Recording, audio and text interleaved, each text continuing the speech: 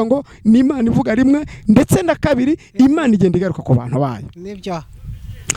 Aburahamu ngo Imana imubwira yuko izogeza izina rye, imusezeranya ibintu byinshi, agenda akomezwa n'amasezerano. Ndagira ngo mbabwire ngo iyi Imana iguhamagaye ntabwo igusiga ngo ugende wenyine, ahubwo nk'uko wayumvishe itangira guhamagara mu rugendo, ni nako ugenda igugarukaho mu rugendo rwawe, ukajya ugenda wongera ibyo ushatse, ariko yo ikakunyuza mu nzira utari wateganyije. Yenda nanjye ubari imbere narahamagawe, Imana impamagara yansanze mu bintu bitandukanye bigendanye n'imirimo nyine y'ubuzima busanzwe, ariko ibititwa icyaha Imana ikemera kubiguhuza, nyamara abandi babikora byemera. Yansanze rero ndi mu bucuruzi, ariko kuko yifuzaga kunkoresha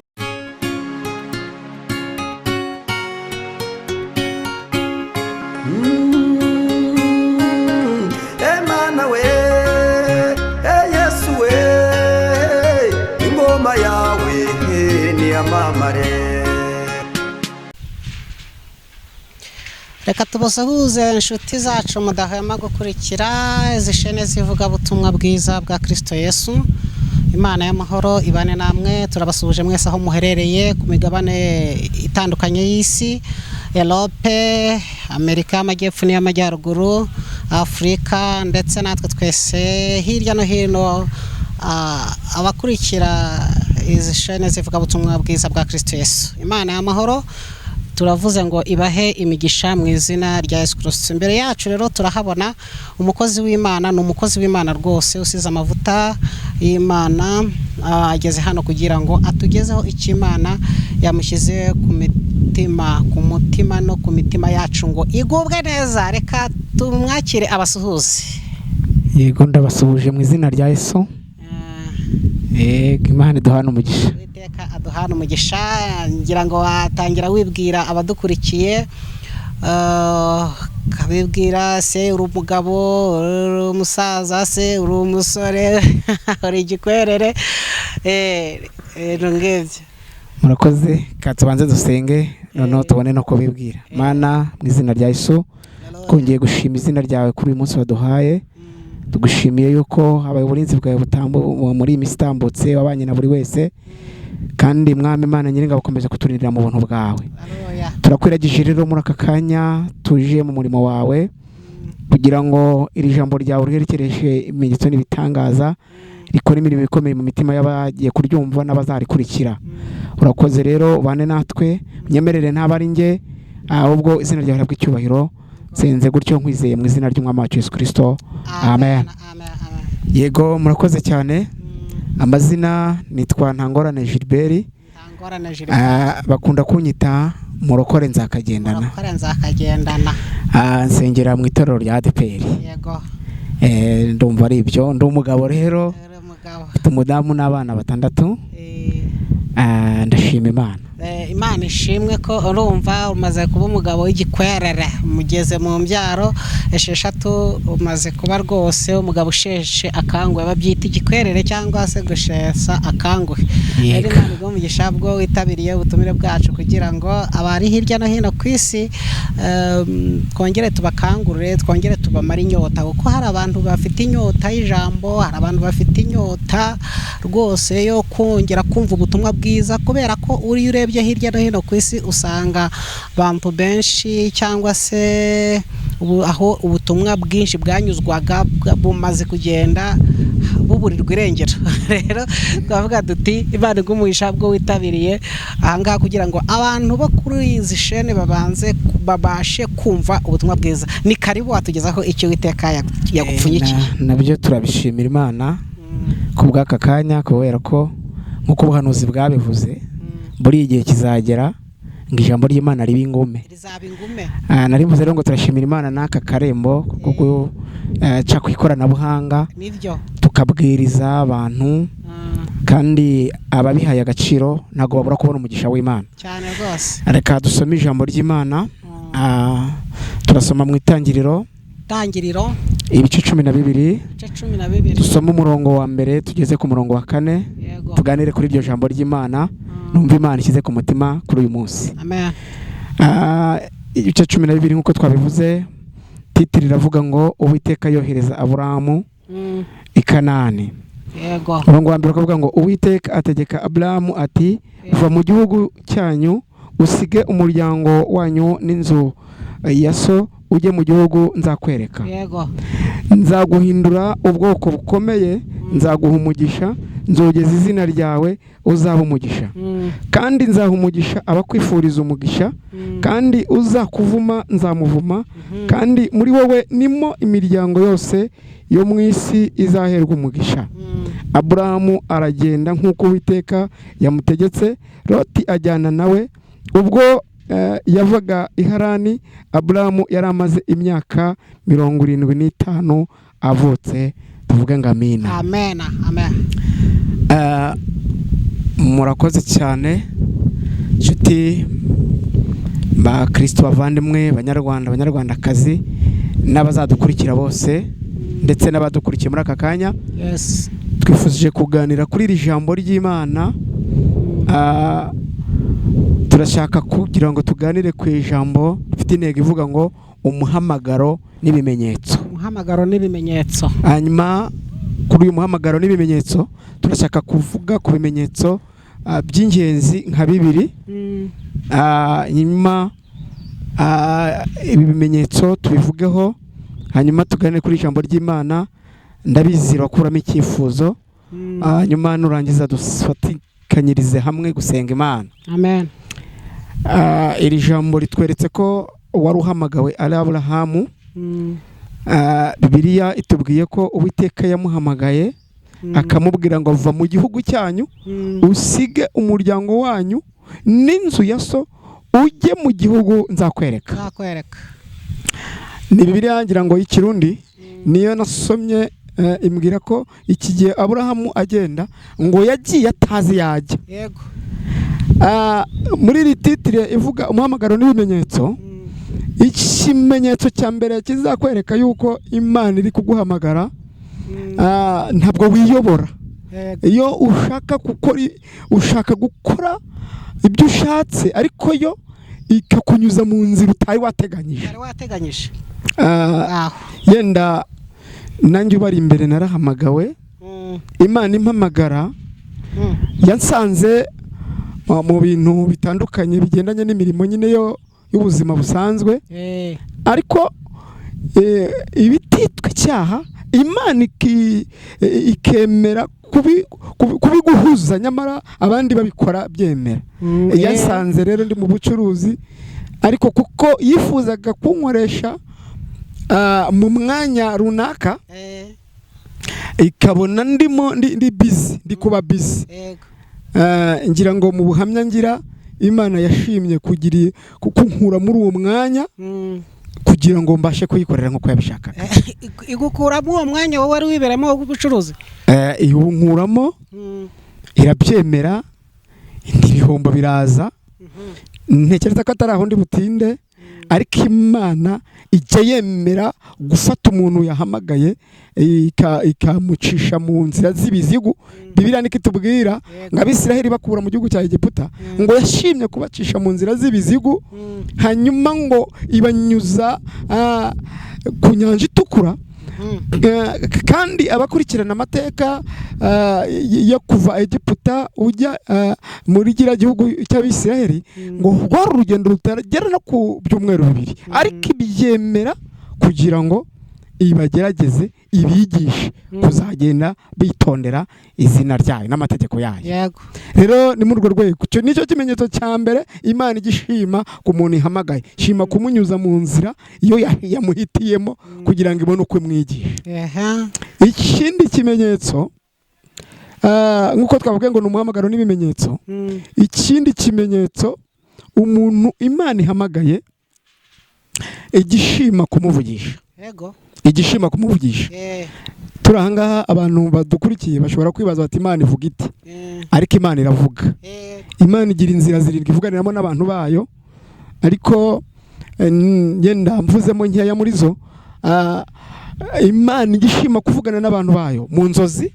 Imana igishima kuvugana n'abantu bayo bakumva ijwi. Imana igishima kuvugana n'abantu bayo mu buryo bw'ibimenyetso bitandukanye. Nyuma rero nk'uko twasomye Bibiliya yatweretse ko Aburahamu Imana yamuhamagaye akayumva mu izina, akayumva mu ijwi, akumva Imana imuvugishije. Imana ngera mubwira ngo aka kanya ndaguhamagaye, haguruka ugende ujye mu gihugu nzakwereka. Biratubwiye ngo imutangiramo amasezerano. Kimwe mu bintu Imana ikorera uwihamagaye, igishima kandi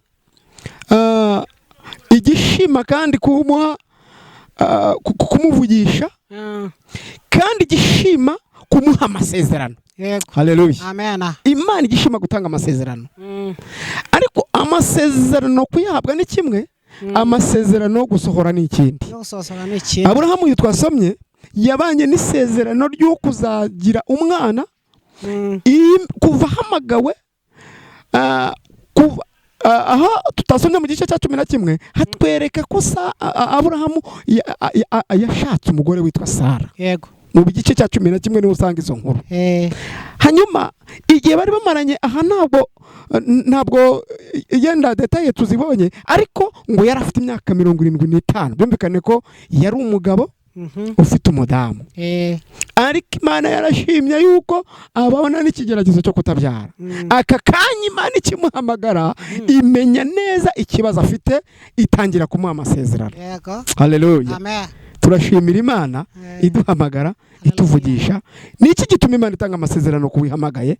Ni ukugira ngo ajye akomezwa n'amasezerano. Kimwe mu bintu bikomeza umuntu Imana ihamagaye nuko Imana iba yaramuvugishije. Kandi ntabwo ivuga rimwe, biravuga ngo ni Imana ivuga rimwe, ndetse na kabiri Imana igenda igaruka ku bantu bayo. Nibyo. Aburahamu ngo Imana imubwira yuko izogeza izina rye, imusezeranya ibintu byinshi, agenda akomezwa n'amasezerano. Ndagira ngo mbabwire ngo iyi Imana iguhamagaye ntabwo igusiga ngo ugende wenyine, ahubwo nk'uko wayumvisha itangira guhamagara mu rugendo, ni nako ugenda igugarukaho mu rugendo rwawe, ukajya ugenda wongera kubona yuko Imana iri kumwe nawe. Mwene data dukurikiye, wowe biri wari ugeze mu gikombe utangiye kwibaza ku Mana, ugeze mu gikombe cyitwishidikanya Mana. Ariko ndagira ngo aka kanya nongere nkwibutse ko iyaguhamagaye yaguhaye n'ikimenyetso cyo kuba yavuganye nawe. Iyavuganye nawe kandi niyo yongeye kuvugana nawe. Mu bimenyetso bigaranga ko mu nzira zirindwi Imana ivuganiramo n'abantu bayo, harimo ubwo buryo bubiri nakubwiye, ariko harimo n'uburyo bwizewe kurusha n'ubundi bwitwa ijambo ry'Imana. Mwene data nshuti unkurikiranye, iri jambo ryongere kugukomeza, iri jambo ryongere kukubaka, iguhamagara niyo kwizerwa. Ndagira ngo nkubwire ngo iyavuganye nawe, nubwo ho biri by'ababitinze byavuganye nawe, ariko iyavuganye nawe niyo yavuganye na Aburahamu imuhamagara, ukomeze urugendo. Haleluya. Kuko iyi ngiyi igihe cyarageze, ishima kuvugisha kugaruka kuri Aburahamu, ngo ubwo yarageze ku myaka 100 ishima kumugarukaho. Haleluya. Turashimira Imana ko igitugarukaho. Imana ishimwe.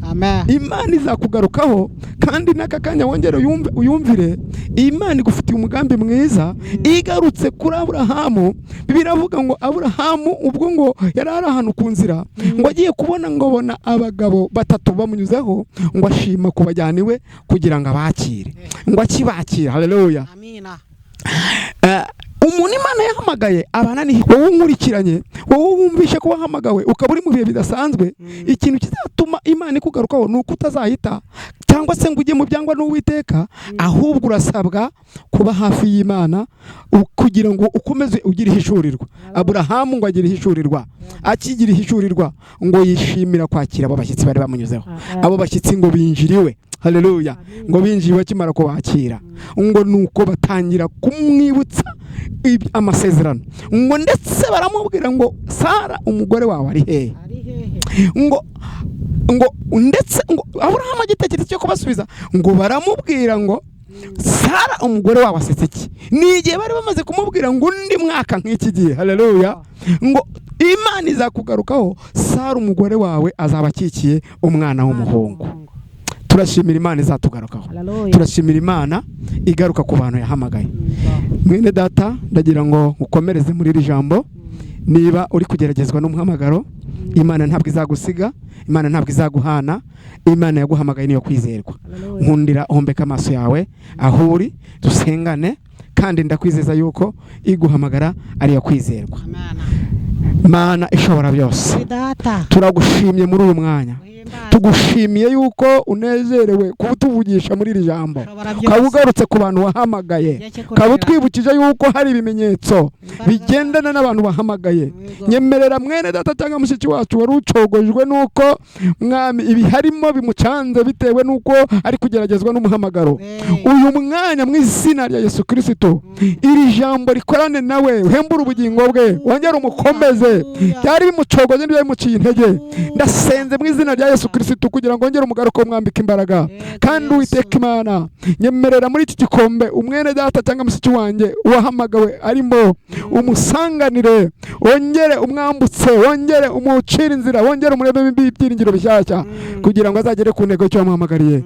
Urakoze rero, tugushimiye kuri Imana itaduta nk'uko wasezeranije abakwizera ko tuzabasiga utazabahana, ariko ubana n'abatwumva n'abari kutwumva n'abazatwumva, kandi n'abamurushyira ijambo ukomeze gutanga umugisha wawe. Dusenze gutyo mu izina ry'Umwami wacu Yesu Kristo, amen.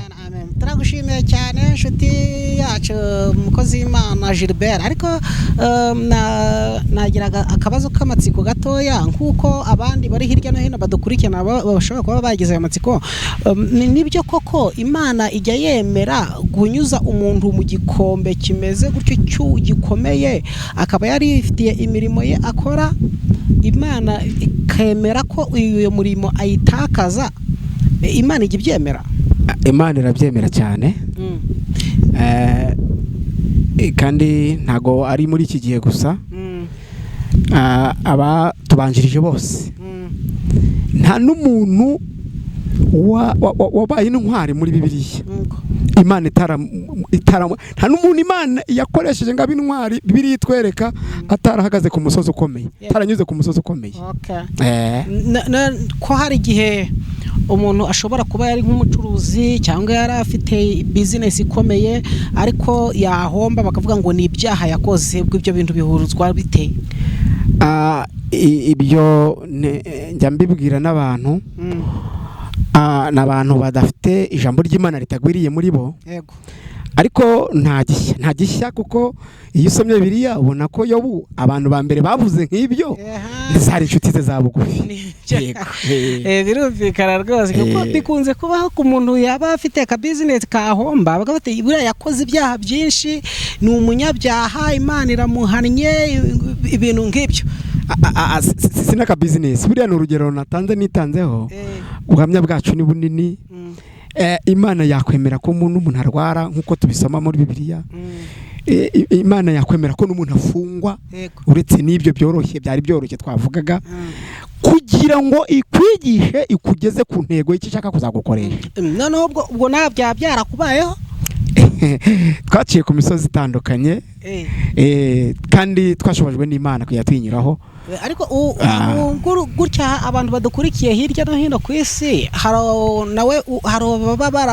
barahuye ni situation imeze gutyo, ariko kwihangana bikanga, cyangwa se akaba yarabuze umutima wo gukomera, akaba yarahuye n'ihungabana. Niba koko byarakubayeho, nta buryo wabwira abantu badukurikiye hirya no hino ku isi ukabanosheraho gateya, ukababwira gukomera, aho umuntu kuri imbaraga zo gukomera? Urakoze cyane, Imana iguhe umugisha. Abantu badukurikiye bashobora kuba bari mu gihe nk'icyo ngicyo cyo kugeragezwa n'umuhamagaro.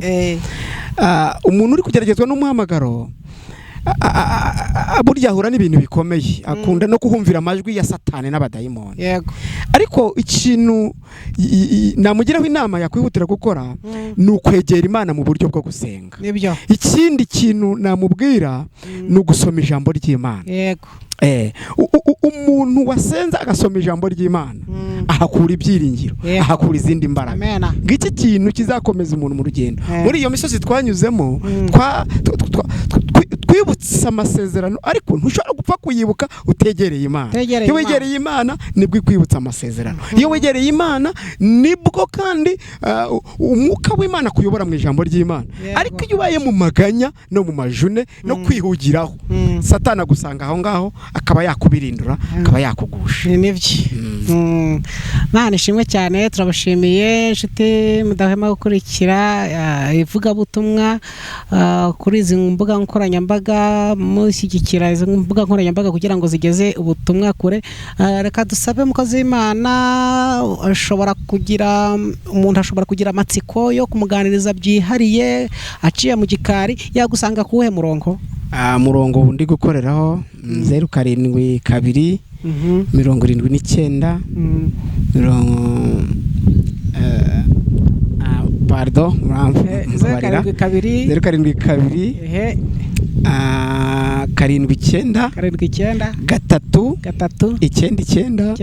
3 9 murakoze. Witeka abamugisha. Amen.